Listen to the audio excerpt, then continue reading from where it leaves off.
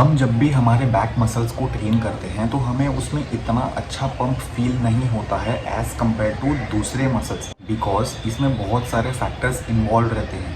बहुत सारे लोग कहते हैं कि मुझे विजुअलाइज करने में प्रॉब्लम होता है, बिकॉज मैं जब भी मेरे बैक को ट्रेन करता हूँ तो मुझे वो दिखाई नहीं देते हैं। इसके लिए मुझे उनमें इतना अच्छा पंप फील नहीं होता है या ब्लड फ्लो नहीं होता है, या फिर मैं जो एक्सरसाइज कर रहा हूँ मुझे पता नहीं चलता है कि वो सही है या गलत है। तो इन चीज़ों की वजह से बहुत सारे लोग लैक करते हैं अपने बैक मसल्स में, उनको ट्रेन करने में एंड उनको डेवलप करने में। इस चैनल पे हम लोग डिस्कस करते हैं कि आप किस तरह से अपने बॉडी को ट्रांसफॉर्म कर सकते हो एक इजी और एक स्मार्ट तरीके से। तो अगर आप इस चैनल पे नए हो तो फिर वो सब्सक्राइब वाला बटन ज़रूर दबाना। बैक एक बहुत बड़ा मसल ग्रुप है, उसमें बहुत अलग अलग तरह से लोगों को ट्रेन करते हैं, बहुत सारे वेरिएशंस यूज़ करते हैं, बहुत सारे एक्सरसाइजेस इंक्लूड करते हैं जब भी बैक को ट्रेन करने या डेवलप करने की बात आती है। तो अभी यहाँ पर अगर हम बिगिनर्स की बात करें या तो फिर उन लोगों की बात करें जो अभी अभी जिम जाना शुरू किए हैं या अभी अभी उन्होंने ट्रेनिंग शुरू की है, आपको थोड़ा सा फिट होना है, अपने फिजिक में चेंजेस लेकर आने हैं एंड आप स्ट्रगल कर रहे हो अपने बैक मसल्स के साथ में, बिकॉज वो आपको दिखाई नहीं देते हैं। भले ही आप उसको मशीन्स पे भी करो तो फिर भी आपको उतना अच्छा पंप फील नहीं होता है एज कम्पेयर टू आपके चेस्ट हो गए, शोल्डर्स हो गए या आर्म्स हो गए। तो फिर आपको इसमें क्या करना चाहिए, इसमें बहुत सारे चीज़ें रहती हैं जो आपको थोड़ा सा अपने आप को बेटर करना रहता है। हर वर्कआउट में आपको थोड़ा सा ध्यान देना पड़ता है कि आप क्या गलत कर रहे हो, और अगर कुछ गलत नहीं कर रहे हो तो क्या इम्प्रूव कर सकते हो आप, वो एक बहुत बड़ा फैक्टर आता है।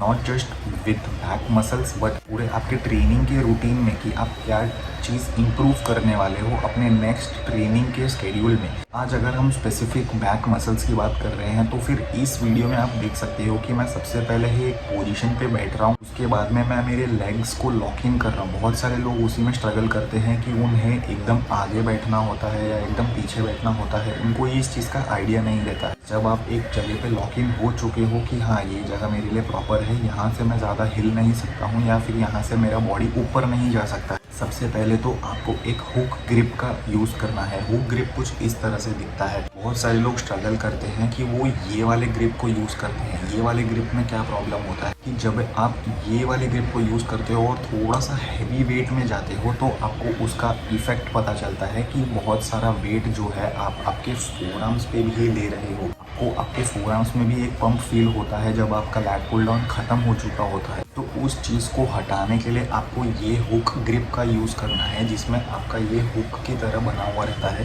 एंड आपको अपने एल्बो से खींचना होता है वेट को।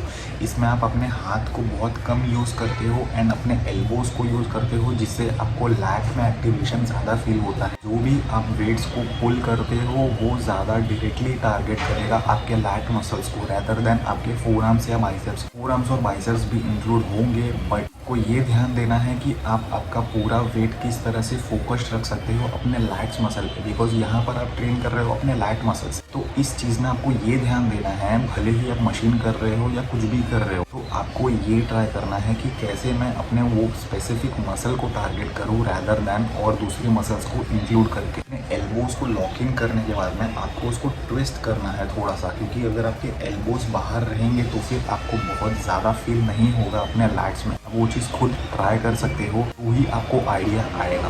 ये छोटे छोटे कुछ चीज़ एंड टिप्स रहते हैं जो आपको ध्यान रखने रहते हैं अपने वर्कआउट सेशंस में, ताकि आप अगली बार जाओ तो आप उस चीज़ को इम्प्रूव कर पाओ एंड इम्प्लीमेंट कर पाओ। जब तक आप इम्प्लीमेंट नहीं करोगे तब तक आप इम्प्रूव नहीं करोगे। बहुत सारे लोग कहते हैं कि भाई जो चल रहा है चलने देते हैं, जो भी हम लोग कर रहे हैं उससे जैसे तैसे तो कुछ ना कुछ तो बन ही जा रही है हमारी बॉडी। भाई बॉडी बन ही जा रही है, बट जहाँ तुझको 3 महीने लगने चाहिए थे वहाँ तुझको 6 महीने लग रहे हैं। मतलब तू समझ रहा है, देखो 1 साल में अगर तेरा बॉडी प्रॉपरली डेवलप हो सकता था तो तू 2 साल ले रहा है उस चीज़ के लिए। ये छोटी छोटी चीज़ें जब एडअप होती हैं तो फिर वो काफ़ी बड़ी हो जाती है एक लॉन्ग रन में। ये बहुत स्लाइट चेंजेस हैं जो आपको अपने वर्कआउट स्केड्यूल में लेकर आने हैं या ध्यान देने हैं। मैं ये भी नहीं बोल रहा हूँ कि आपको हर नेक्स्ट सेशन में जाओ एंड 3-4 कुछ चेंजेस करके आओ, इतनी चेंजेस भी नहीं। हर सेशन में जाओ, कुछ एक बेटर करो ताकि उससे आपको आइडिया लगे कि हाँ भाई आज के वर्कआउट में कुछ मैंने ऐसा किया जिससे मेरे को एक अच्छा पंप फील हुआ।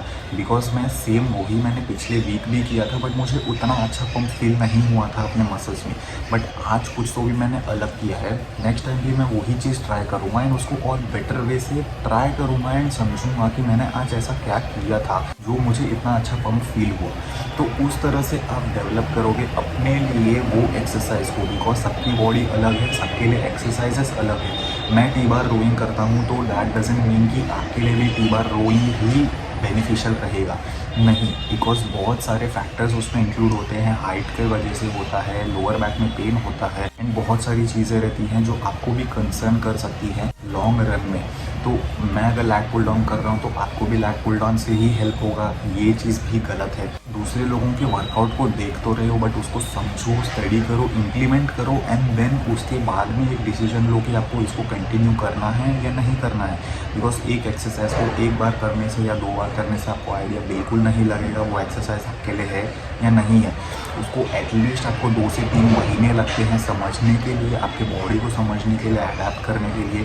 देन ग्रेजुअली आप धीरे धीरे उसमें वेट बिल्डअप करते रहते हो, इंक्रीज करते हो, तब जाके आपको समझ में आता है कि ओके ये एक्सरसाइज है जो इससे मुझे इस तरह से पंप फील होता है, वो वाला एक्सरसाइज है जिससे मेरे ये वाले मसल्स टारगेट हो रहे हैं। तो फिर मुझे किस में चूज़ करना चाहिए, किस में मैं कॉम्प्रोमाइज़ कर सकता हूँ, किस में मैं मेरा एनर्जी डाल सकता हूँ, इसमें मेरे 2-3 मसल्स यूज़ हो रहे हैं, इसमें मेरे सिंगल मसल टारगेट हो रहा है। तो फिर ये ज़्यादा बेनिफिशियल है, मैं इसमें ग्रो करूँगा, इसमें मैं वेट्स बढ़ाने का ट्राई करूँगा।